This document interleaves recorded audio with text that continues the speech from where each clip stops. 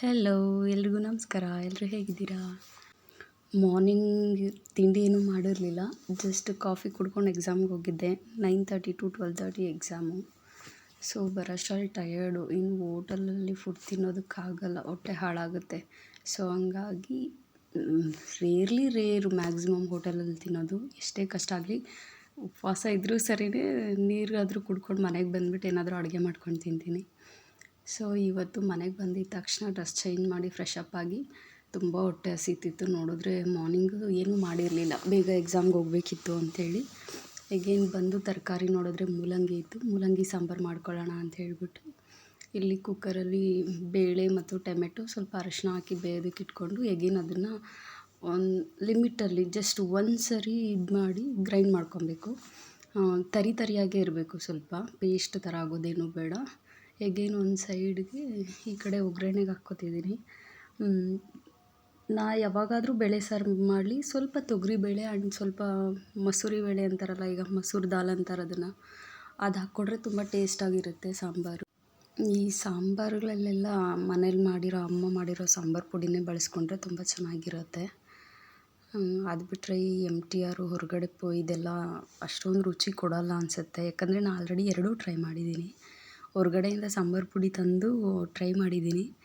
ಅಮ್ಮ ಮಾಡಿರೋದು ಇನ್ನೂ ರುಚಿಯಾಗಿರುತ್ತೆ, ತುಂಬ ಚೆನ್ನಾಗಿರುತ್ತೆ ಹೇಳ್ಬೇಕಂದ್ರೆ. ಅದಕ್ಕೆ ಅಮ್ಮ ಮಾಡಿರೋ ಸಾಂಬಾರು ಪುಡಿ ಇಲ್ದಿದ್ದಾಗ ಸಾಂಬಾರುಗಳು ಇದೇನು ಮಾಡೋದಕ್ಕೆ ಹೋಗಲ್ಲ. 2 days ಆಗಲಿ ಅಲ್ಲಿಂದ ಹೋಗಿ ತೊಗೊಂಬಂದ್ಬಿಡ್ತೀನಿ.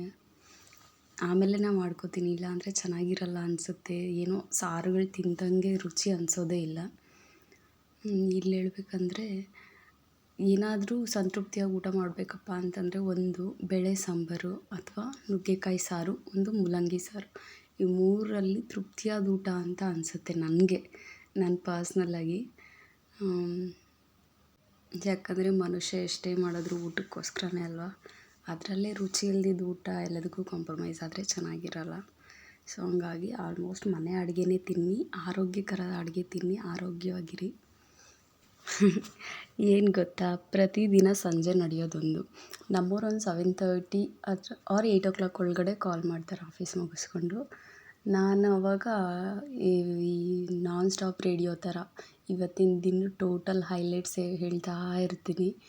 ಅವರು ಕೇಳೋಷ್ಟು ಕೇಳಿ ಕೇಳಿ ಕೊನೆಯಲ್ಲೊಂದು ಮಾತು ಹೇಳ್ತಾರೆ, ಪರರ ಚಿಂತೆ ನಮಗೆ ಕೈಯ ಕೂಡಲ ಸಂಗಮ ದೇವ ಅಂತ. ನಂಗೆ ಅದು ಎಷ್ಟು ಮಟ್ಟಕ್ಕೆ ನಿಜ ಅನ್ನಿಸ್ತು ಅಂತಂದರೆ, ಹೌದಲ್ವಾ, ಎಂಥ ಒಳ್ಳೆ ಮಾತು.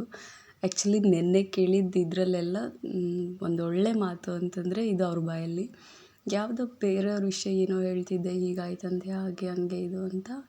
ಅವ್ರು ಹೇಳಿದ್ದು ಒಂದೇ ಒಂದು ಮಾತು, ಪರರ ಚಿಂತೆ ನಮಗೆ ಕೈಯ ಕೂಡಲ ಸಂಗಮ ದೇವ. ಸೊ ಅವ್ರ ಜೊತೆ ಮಾತಾಡ್ಕೊಂಡು ಫೈನಲಿ ಅಡುಗೆನೂ ಆಯಿತು. ಈಗ ಬಂದಿದೆ ಸಾಂಬಾರು. ಅನ್ನಕ್ಕೆ ಮಾತ್ರ ಮೂಲಂಗಿ ಸಾಂಬಾರು ಮಾಡಿದಂಥ ಇದು ಸೂಪರಾಗಿತ್ತು. ಆರಾಮಾಗಿ ಊಟ ಮಾಡಿ ಓದ್ಕೊಂಡು ನಿದ್ದೆ ಮಾಡಿದೆ.